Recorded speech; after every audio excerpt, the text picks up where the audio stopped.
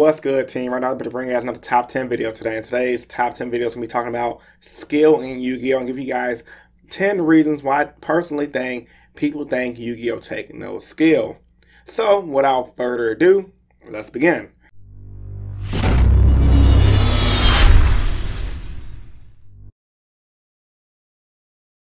Starting off by saying, still kind of sick, so if I seem a little icky and out of whack, don't pay no mind, still trying to recover.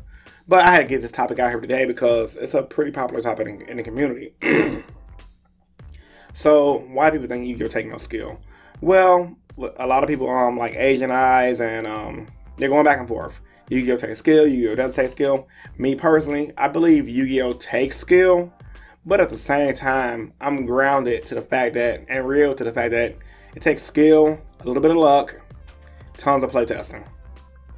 So, yeah. Now that I got that little disclaimer out of the way, I am a firm believer of Yu-Gi-Oh! Taking skill. I'm going to give you guys my 10 reasons why I personally think people think Yu-Gi-Oh! Taking no skill. Starting off with my number 10 reason, the nature of the card game. Card games in general are based on randomization. Randomization pretty much does not involve skill. It's just pinning something out of order, drawing your hand, and essentially one person can draw a bad hand with the same deck, card for card, versus one person drawing a better hand. And usually, 9 times out of 10, unless that person's a retard that drew the better hand, the person with the better hand is going to win. Shit like that happens. So, since card games are inherently based on randomization, people are going to equivalent most card games like Yu-Gi-Oh! To not having skill, because skill is something that you have to learn, and once you learn it, you can keep on to it and always outright beat somebody who's less than you. So, with randomization, there's no one ever going to be less than you, because guess what? Anything can happen. It's random. So yeah, number 10, randomization, because hey, that's just the nature of card games. Number 9, powerful one-up cards. It's no disclaimer that everyone knows cards like Vanity's Emptiness, Soul Charge, Raigeki, Heavy Storm, Harpy's Feather Duster. Those cards take no skill to play. You draw them, you activate them, your opponent gets you get salty that they get activated on you. Opponent gets salty, you activate it on them. GG no re. And when that happens, you're like, damn, I didn't lose to getting out strategized. I lost to a fucking one-up card.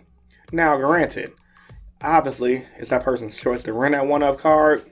But with that being said, losing to one-up cards, realistically speaking, don't take skill. It's the luck of the draw. You get lucky, you draw your powerful one-up, you can win. There's been so many games I've personally played at YCS's regionals where my opponent ripped Raigeki and won because of it. They would have lost if it wasn't for that card. Or ripped the Soul Charge when it was S@1. So, powerful one-up cards definitely deter people away from thinking this game takes skill. Number 8, consistent unbalanced formats. Just like the one-up card argument, Yu-Gi-Oh! Has its up and downs in formats. Right now, we're in a pretty, I want to say kind of balanced format, even though ABC is the best deck. You still have more than one deck to play, so in my opinion, that's a balanced format. But with that being said, eventually towards Nationals time, like this past year at Nationals, we're going to have a 3 to 4 deck format. If you play anything else, you're not going to do well. You might get lucky.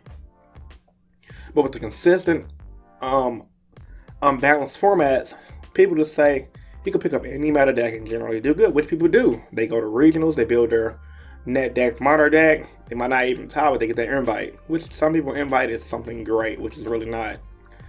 So yeah, with the consistent unbalanced formats, people think, and people doing good in those consistent unbalanced formats with people who you know didn't put in the work as someone else do better than that person. Everyone's gonna look at this game like, wow, if this person who just picked up the game and he's been terrible all throughout his Yu-Gi-Oh! Years, he just picked up a deck that's generally good and overpowered. Now he's misplaying and still winning, and his opponent's playing a not so powerful deck, but his opponent's obviously better than him. This game takes no skill. This game is just pretty much pick up the best deck to win.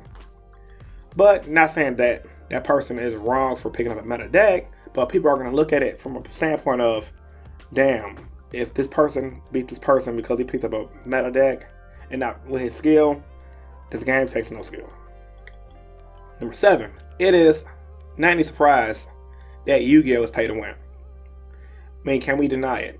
Look at the current format we're in. Yeah, you can build ABC, but unless you have Pot of Desires, unless you have all the one-up cards that you need, unless you have an anti-spell fragrance, you're not going to do well. Me, for example, I play Masked Heroes.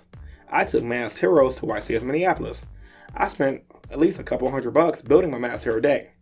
There was one card I did not have, and I personally believe if I would have had that card, I would have did a lot better. Guess what that card is? Pot of Desires, a $90 card. Now, granted, a lot of people would say, well, if you'd have picked it up when it was $40, you'd have no problem. Yeah, but when it was $40, I didn't have the money at the time to waste on cards. I have bills, I have real life, I have a son. So, with that being said, I'm not saying that Yu-Gi-Oh! Don't take skill, but I'm not going to deny the fact that it's pay to win. Fuck, it is pay to win. If you don't have the expensive cards, if you don't have the access to cards that other people have access to, you're done. And it don't matter what deck you play, you're gonna have to put in some money to do good at these events. It's just the truth.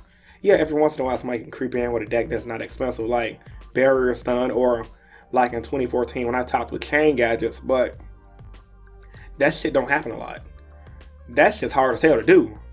So Yu-Gi-Oh's pay to win, and it's just a fact that we gotta believe. So people realize that, they think the game will take skill is pay to win, but I disagree, because while it's pay to win, amongst people who can afford the decks and can afford this hobby, people who can afford the decks and actually put in the work to playtest, they go back and forth. It's not one-sided all the time.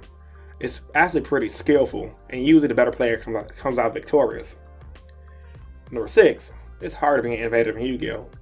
Just like the pay-to-win concept, people who can't pick up, they get mad because they can't pick up the rogue decks, and since they can't play their Bufu rogue decks, they think the game don't take skill because they're living some anime fantasy where they can play their soul deck from 10 years ago and still do well.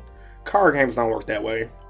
If you don't stay with times and adjust and adapt, I mean, yeah, you might be able to steal a few wins in with your favorite deck, but you're not going to consistently do well, which is why people get mad and say, this game takes no skill. Number 5, cheaters top a lot. I mean, let's be honest, majority of motherfuckers who you see that top consistently back to back to back, cheat. What if they mean to or not? They cheat. I've seen it. A lot of pros in my community see it. Hell, a lot of motherfuckers on YouTube probably won't admit it, that know these people see it. We all know. Amongst a competitive crowd and community, everyone knows who the cheaters are. Everyone knows who the non-cheaters are. The people who top here and there throughout the years, in my opinion, those are the non-cheaters. But when you see somebody topping an event after event after event, not discrediting them, because they could just be that talented, and they could have just got that lucky. But 9 times out of 10, if it's 30 YCS in a year, I'm not saying that, just 30 is a random number, and they top 29 of those YCSs, I guarantee you, out of at least half of those YCSs, they cheated in one game or another. The odds are just too high not to cheat. And not to mention too, the more you play in a YCS, like, we have a lot of pros who go to every YCS, and the more they play, the more chances they have of doing well. Like, I see a lot of pros, like, every time I go to an event like Fraser Smith, Billy Brake, I know goddamn well they're amazing people, and they do great at these events. I don't think they're cheaters because they don't top back to back to back to back to back. They go to the event, they try their luck, they do well, they scrub out towards the end. And it's pretty consistent. Usually, I consider myself a really good player. I don't consider myself pro level because I don't play enough, but usually when I'm on my shit and play test in a format, every time I go to an event, I do well to like the last few rounds, and the people who's been putting in the work harder than I have knock me out. I mean, they deserve it more than I do because they put in the work more than I do. So, with that being said, guys, there's people who are gonna do well but not top as much, and then there's people who are gonna top 90% of the time. I mean, just the fact that card games like randomization, that just proves to you that this game has a fuck ton of cheaters. But this game ain't based on cheaters. It means this video is not based on cheaters. It's based on reasons why people think you can take no skill. So yeah, cheaters top a lot. I mean, it comes to territory. The cheaters are known in every gaming community. Number 4, scrubs top. Now, I've seen it personally. A lot of you guys probably seen it too. A person who's terrible with a deck, but cash out the $1,000 or whatever it costs to build that deck, tops that event. And guess what happened? He didn't know what the fuck he was doing. He misplayed halfway through the event. People called him out on it. He said whatever.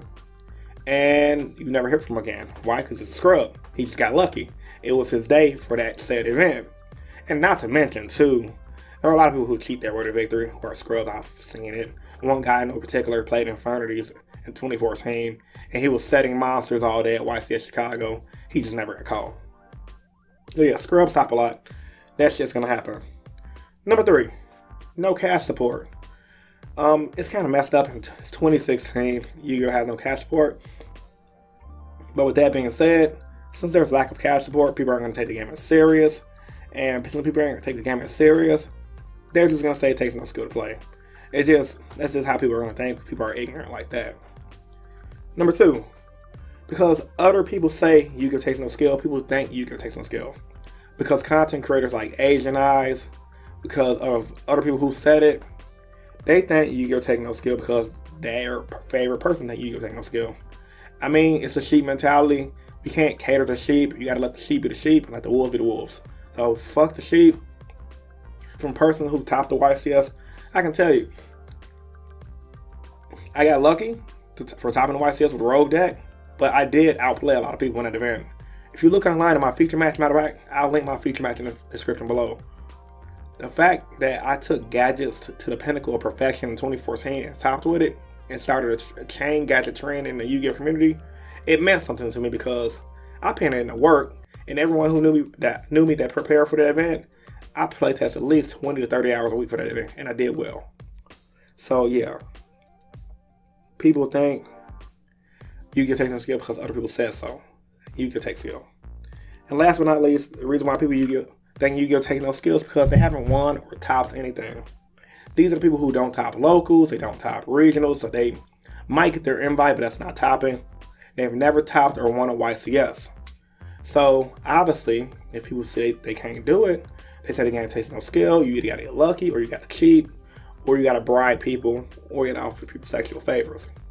That shit I've heard of in the community, and seen in the community. It's kind of fucked up. Matter of fact, I'm gonna make that a video probably for next week. Top 10 things that people don't know about that goes on in the Yu-Gi-Oh community. Top 10 underground things. It's gonna be a hot topic. But with that being said, guys, as a recap to this video, I believe in skill for Yu-Gi-Oh. I believe this game takes a lot of skill. But at the same time, these are my 10 reasons why people think Yu-Gi-Oh does not take skill. Do you agree or disagree? Post that in the comment section down below. As I always tell you guys, if you're a new viewer to the channel, I would love for you to subscribe for more competitive Yu-Gi-Oh content.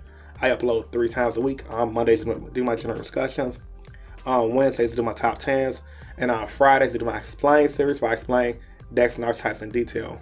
I do these videos, I truly believe in helping you guys become better players, and also do these videos, I truly believe in you guys helping me become a better player. This is Chris from Team Innovation. Still a little bit of sick, and I'm signing out. Peace, guys. Stay innovative. Deuces. Before Yu-Gi-Oh! Duel Monsters. See, what a lot of players do not know, they think Yu-Gi-Oh! Was always about Duel Monster, which is not. Yu-Gi-Oh! Was originally written